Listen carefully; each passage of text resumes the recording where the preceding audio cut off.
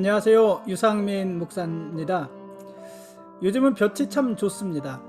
그 볕도 쏘일 겸 오늘 낮에는 동네를 한 바퀴 돌았습니다. 기왕에 동네를 도는 것, 교우들 집이 있는 곳에 점을 찍고 그 점을 따라서 동네를 오락가락 왔다 갔다 오고 가고 했습니다. 저 개인적으로는 신방하는 마음이었고요. 그래서 교우들 집에 난 창을 보면서 기도하는 마음으로 오늘 하루 동네를 돌았습니다. 그 시간이 생각보다 좋았습니다. 그래서 다음 주 중에는 먼 곳에서 오는 교우들 집을 점을 찍고 그 점을 따라서 나들이 겸 드라이브를 한번 하면 어떨까 하는 생각이 들었습니다. 혹시 다음 주 중에 비가 오는 날이 있다면은 그날을 디데이 삼아서 여러분들 먼 곳에서 오시는 교회 오시는 분들 가정을 한번 제가 차를 타고 한 바퀴 돌도록 하겠습니다. 오늘 점심은 동네 국수집에서 냉국수를 먹었습니다. 살얼음에 쫄깃해진 그 생면의 식감이 아주 좋았고요. 머리를 짜릿하게 하는 시원한 국물도 맛이 괜찮았습니다. 벌써 냉국수가 입에 맞는 것을 보니 여름이 멀지 않았나 봅니다. 아직 봄이 한창인데 몸은 벌써 여름 맞을 준비를 하는 것 같습니다. 봄의 기운을 만끽하되 다가올 계절을 잘 준비하는 것도 지혜가 아니겠습니까? 오늘 말씀 보시겠습니다.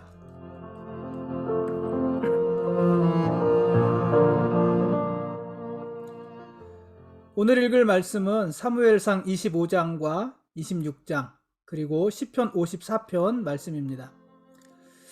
오늘 읽을 이 말씀은 사무엘이 죽었다는 짤막한 글로 시작을 합니다.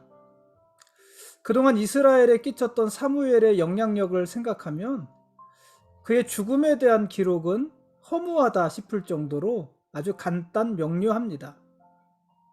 사무엘이 죽기 전에 누구를 축복했다는 이야기도 없고 사무엘이 죽으면서 이스라엘에게 어떤 당부의 말을 남겼다는 이야기도 없습니다. 그러니까 죽음을 위한 어떤 준비 과정이 없습니다. 그냥 사무엘이 죽음에 그게 전부입니다. 그런데 저는 그래서 사무엘의 죽음이 더 크게 다가옵니다. 죽음은 모두에게 공평한 것 아니겠습니까?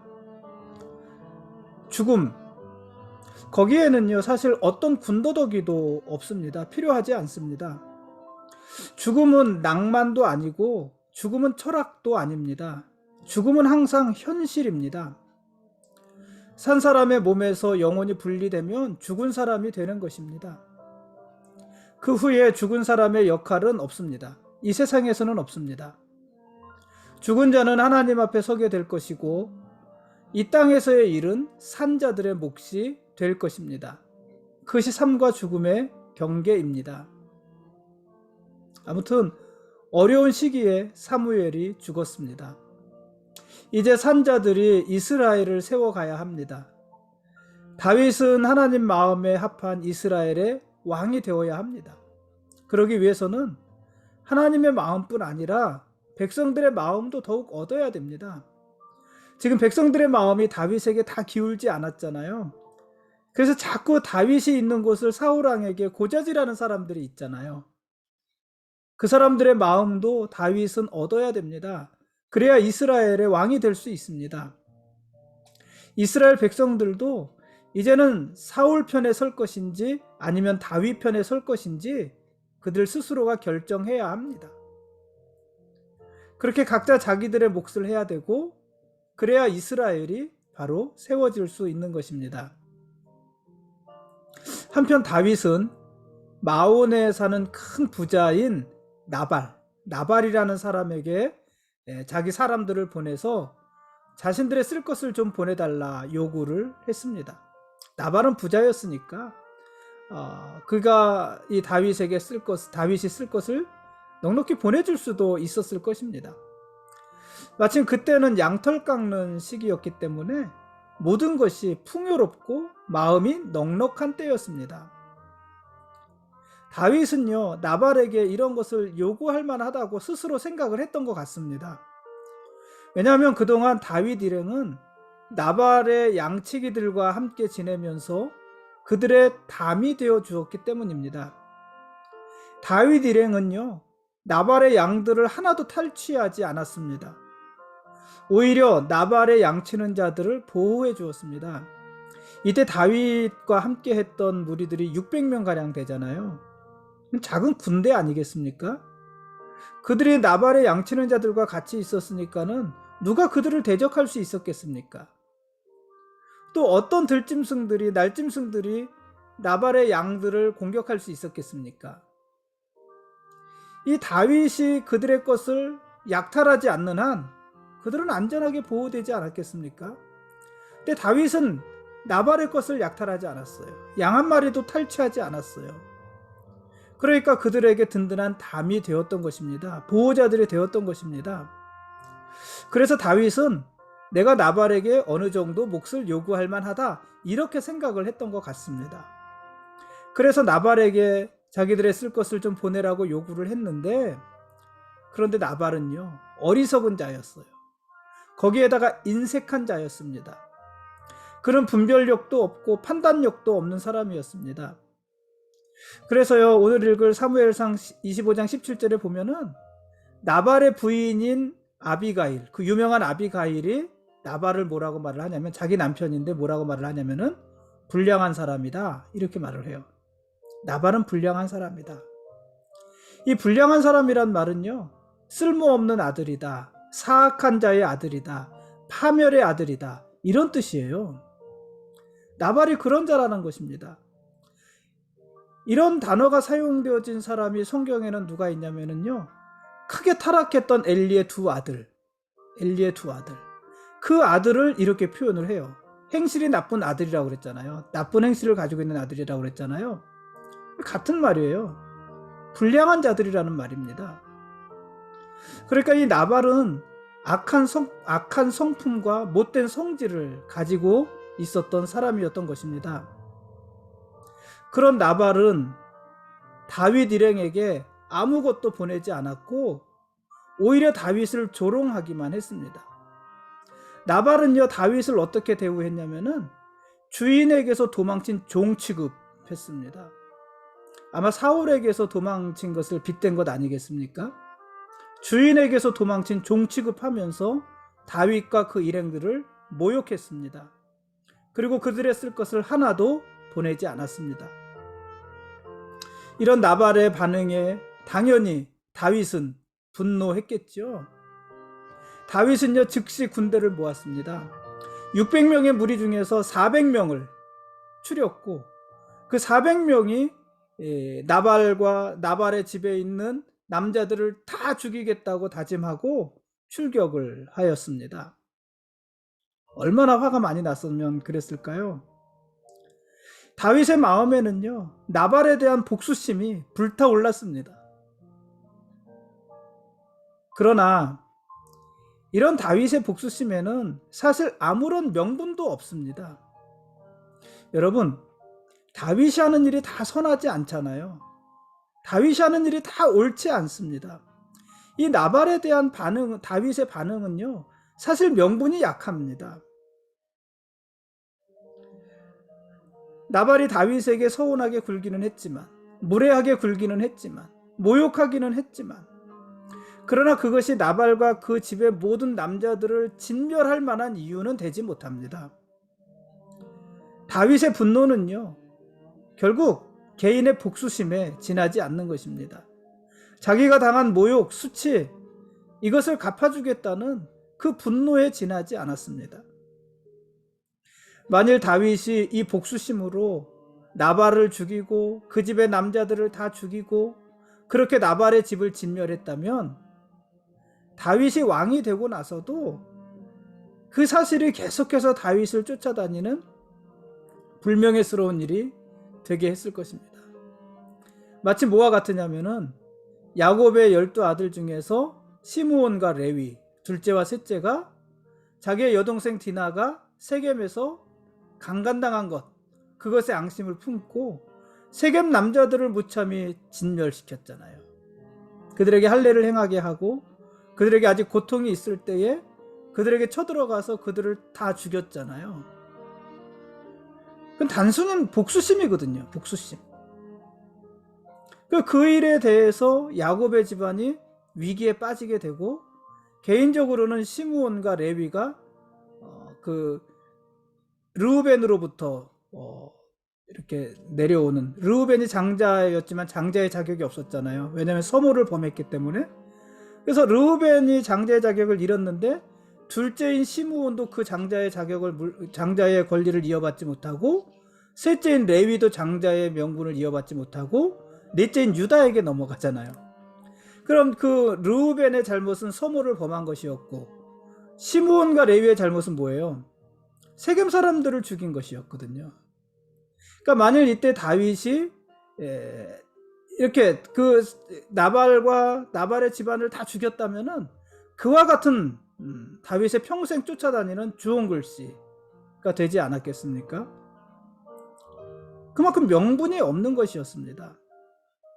근데 이런 다윗의 화를 누그러뜨린 사람이 누구냐면 나발의 부인이었던 아비가일이었습니다. 이 아비가일은요, 다윗의 일행에게 줄 큰 선물을 가지고 다윗을 찾아옵니다. 그리고 다윗에게 간청하며 말합니다. 사무엘상 25장 30절 31절 말씀인데, 세번역 성경으로 보니까는 이렇게 말을 했어요. 여기서 장군이란 다윗을 말을 하는 거예요. 장군은 이제 다른 성경에서는, 다른 번역본에서는 주라고 말을 했고, 이 세번역에서는 장군 이렇게 번역을 했는데, 뭐 저는 두 번역 다 괜찮다고 봅니다. 이렇게 말을 합니다.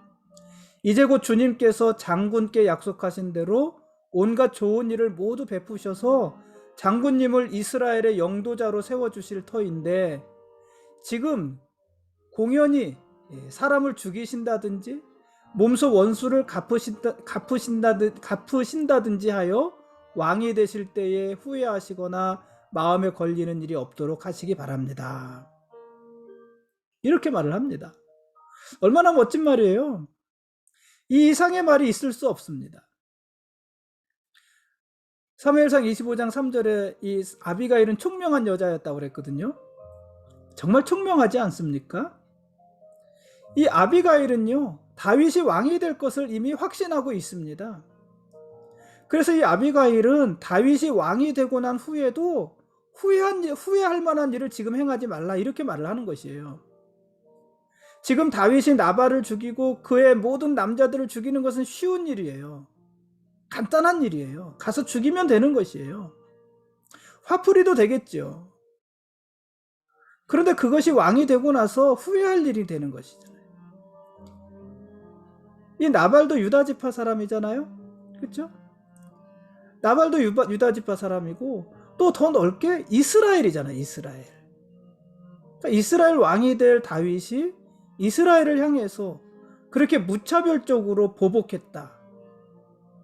그럼 그것은 두고두고 그에게 불명예스러운 일이 되지 않겠습니까?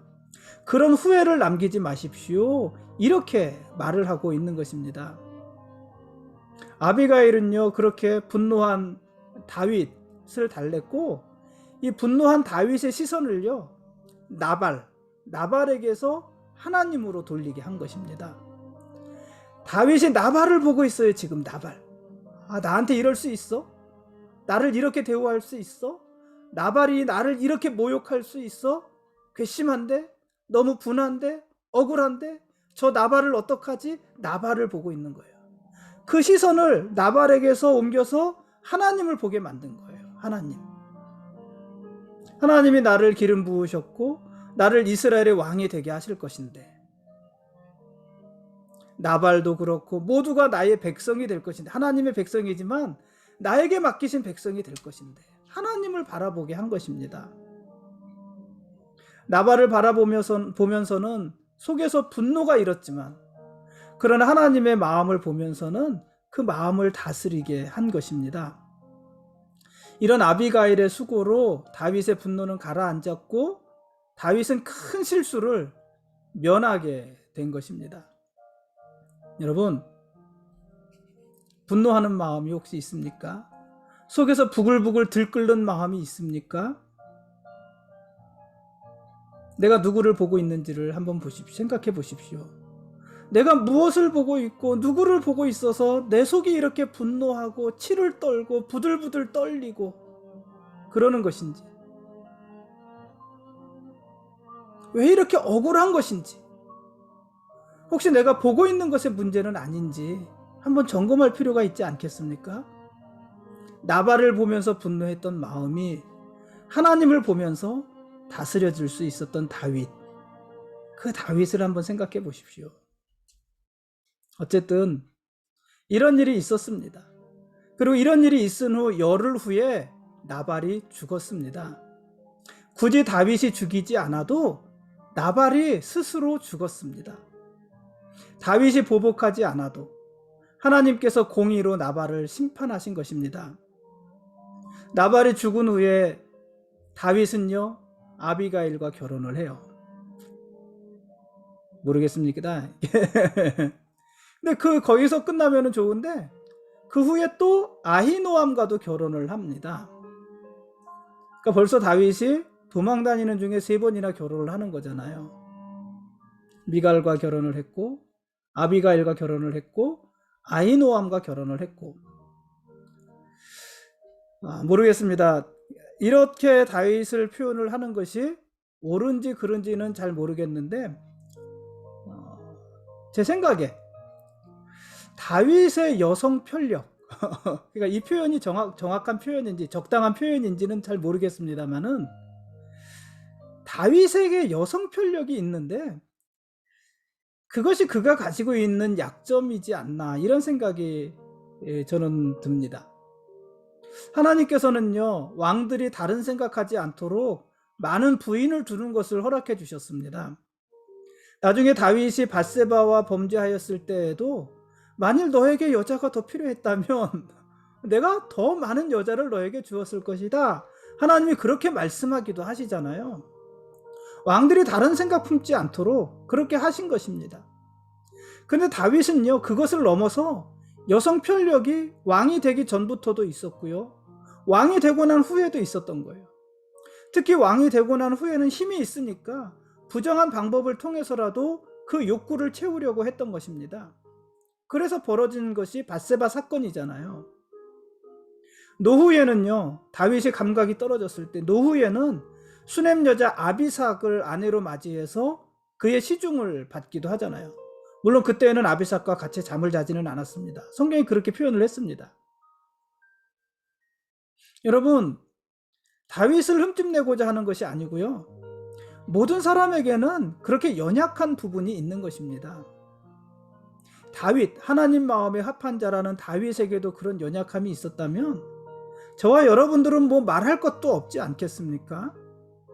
모든 사람에게 그 연약함이 있고 우리들에게도 그런 연약함이 있지 않겠습니까? 그리고 대부분은 그 연약함은 숨기려고 하는 거잖아요. 나에게 있는 연약함, 부끄러운 모습들, 부끄러우니까 숨기려고 하잖아요. 물론 숨겨야죠. 우리의 실체를 모든 사람들이 다 안다면은 지금 이 관계들이 다 유지가 되겠습니까? 숨겨야죠. 그렇지만 여러분, 그 연약함을 숨기려고만 할 것이 아니라 오히려 그 연약함을 인정하면서 하나님의 도우심을 구하십시오. 그리고 더욱더 조심하고 근신하면서 실수하지 않도록 주의하십시오. 제 주변에는 그런 분들이 많아요. 당뇨가 왔는데 당뇨가 와서 오히려 건강해진 사람들이 많아요. 그 전에는 못 모르고 막 먹고 게으르게 살고 막 그랬는데 당뇨라는 진단을 딱 받고 나서 먹는 것도 조심하고 운동도 꾸준히 하고 그러는 거예요. 조절해야 되니까. 안 그러면 죽는다고 하니까. 그래서 오히려 당뇨 판정을 받고 더 건강해진 사람들이 많아요. 여러분, 우리의 약점은요, 그렇게 이용될 수 있습니다. 그 약점에 걸려 넘어질 수도 있지만 그 약점을 주의하면서 우리가 더욱더 좋은 사람이 될 수 있습니다. 그러니 숨기려고만 하지 마시고요, 뭐 다른 사람에게 드러내십시오, 그게 아니라 스스로 그 연약함을 인정하시고 연약하니 하나님의 도우심을 구하시고 언제든 나는 거기에 걸려 넘어질 수 있으니 더 조심하시고 근신하시고 실수하지 않게 그렇게 살면 좋지 않겠습니까? 네. 오늘 얘기가 이렇게 길어져서 큰일 났네요. 아직 한 꼭지를 더 해야 되는데 어쨌든 하겠습니다. 이 다윗이 하길라에 숨어 있는 것을 10사람들이 또 사울왕에게 고하였습니다. 고자질한 것입니다. 이 10사람들의 보고를 받은 사울왕은 다윗을 죽이지 않겠다는 약속을 깨고 다시 군대를 모아서 다윗을 죽이러 왔습니다. 사울은요, 울면서 회개도 잘합니다. 그쵸? 회개도 잘해요. 울기도 잘하고. 아마 사울의 심리 검사를 해보면은 어떤 사람이었을까? 굉장히 감성적인 사람이었을 것 같아요. 그래서 사울은 굉장히 울기도 잘하고 회개도 잘합니다. 그런데 사울은요, 한 번도 돌이키지는 않습니다. 회개는 계속 하는데 한 번도 돌이키지는 않습니다. 그냥 회개만 합니다. 그러니 그의 회개의 진정성도 우리가 믿을 수 없고 그 능력도 믿을 수 없는 것이에요. 오늘 본문에서도요, 사울이 다윗을 부르잖아요. 근데 다윗이 사울에게 안 가요. 안 가고 그의 창과 물병만 돌려주잖아요. 그의 회개를 믿을 수가 없습니다. 아무튼요, 이 사울이 다시 군대를 모아서 다윗을 잡으러 오는데, 그런데 하나님의 영광은 이미 사울을 떠났습니다. 사울은 많은 군대를 거느렸지만은요, 결국 다윗의 머리털 하나도 건드리지 못합니다. 오히려 다윗이 아비새와 함께 사울의 진영에 들어가서 잠자고 있는 사울왕의 창과 물병을 가지고 나오잖아요. 하나님께서 사울왕의 군대를 다 잠들게 하셨어요. 그래서 다윗은 또 사울을 죽일 수 있었습니다. 다윗과 함께한 아비새도 사울을 죽이자고 했습니다. 그러나 다윗은요, 사울의 몸에 손대지 않습니다. 다윗은 사울왕에 대한 심판을 하나님께 맡깁니다. 사무엘상 26장 10절과 11절 말씀을 보면 다윗이 이렇게 말을 해요. 여호와께서 살아계심을 두고 맹세하노니 여호와께서 그를 치시리니 혹은 죽을 날이 이르거나 또는 전장에 나가서 망하리라. 내가 손을 들어 여호와의 기름 부음 받은 자를 치는 것을 여호와께서 금하시나니. 하나님께서 그를 치실 거라는 거예요. 그래서 그에게 죽을 날이 이르거나 그가 전쟁에 나가서 망할 것이라는 거예요. 이 말씀 그대로 되죠. 그래 다윗은 내가 굳이 손을 들어서 여호와의 기름 부음 받은 자를 칠 일이 없다는 것입니다. 자기가 심판하지 않는 것입니다.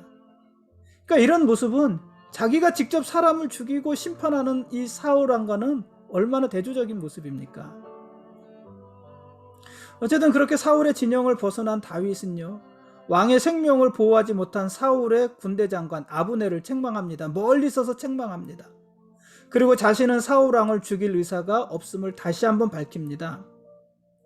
그러자 사울왕은 다시 자기의 잘못을 또 고백하고 회개하고, 그리고 이번에는 다윗을 축복합니다. 그리고 장차 다윗이 승리할 것이라는 것을 선포합니다. 어제 읽은 말씀에서 요나단이 말을 했지만 사울왕도 이미 다 알고 있어요. 다윗이 왕이 될 거라는 것을.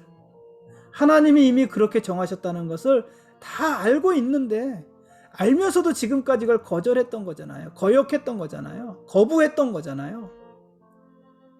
그런데 오늘 다윗이 왕이 될 것을 그의 입으로 고백하고 선포합니다. 이 일 이후로 다윗과 사울은요, 다시 보지 못합니다. 오늘 이게 마지막 만남인 것입니다.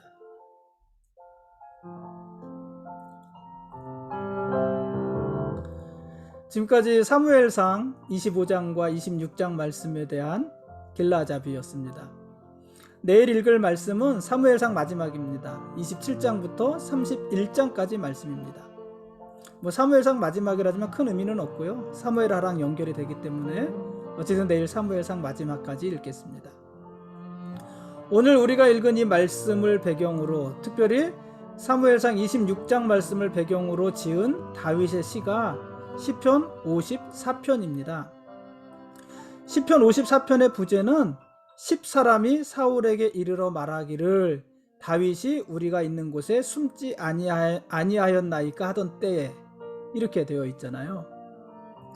이 시편 54편은요, 생명의 위협 속에서 하나님의 도우심을 구하는 다윗의 시입니다. 낯선 자들이 일어나서 다윗을 치고 포악한 자들이 다윗의 생명을 노립니다. 그들은 모두 하나님은 안중에도 없는 자들입니다. 이들로 인해서 다윗은요, 죽을 위기에 놓였습니다. 그때 그 죽을 위기 앞에서 다윗이 기도합니다. 주님의 이름으로 나를 구원해 주시고 주님의 힘으로 나를 변호해 주십시오. 그렇게 기도합니다. 그러자 하나님이 그 기도에 반응하시죠. 하나님이 다윗을 도우시고 다윗의 생명을 붙들어 주십니다. 주님의 성실하심이 다윗을 해하려는 자들을 멸망시켜 버리십니다. 그래서 다윗은 하나님께 감사의 제사를 드립니다. 이게 시편 54편의 내용이에요. 여러분, 우리가 어려운 일을 당했을 때 할 수 있는 최고와 최선의 일은 기도하는 것입니다. 우리가 사방으로 우겨쌈을 당하고 답답한 일을 당하고 박해를 받고 누군가에게 버림받고 거꾸라뜨림을 당했을 때 우리가 할 수 있는 최고의 일, 그리고 최선의 일은요, 하나님께 기도하는 것입니다. 왜냐하면 하나님이 우리의 길이 되시고 도움이 되시고 능력이 되어 주시기 때문에 그렇습니다. 그러므로 여러분, 기도를 소홀히 하지 마십시오. 여러분 믿음의 분량만큼 하나님 앞에 나와서 기도하십시오. 하나님께서 우리의 기도를 들으실 것입니다. 그리고 우리 기도에 응답하실 것입니다. 오늘은 여기까지 하겠습니다. 오늘도 좀 길었던 것 같지 않습니까? 어쨌든요, 길던 짧던 오늘도 하나님이 우리의 왕이십니다. 그리고 우리는 그분의 거룩한 백성들입니다. 고맙습니다.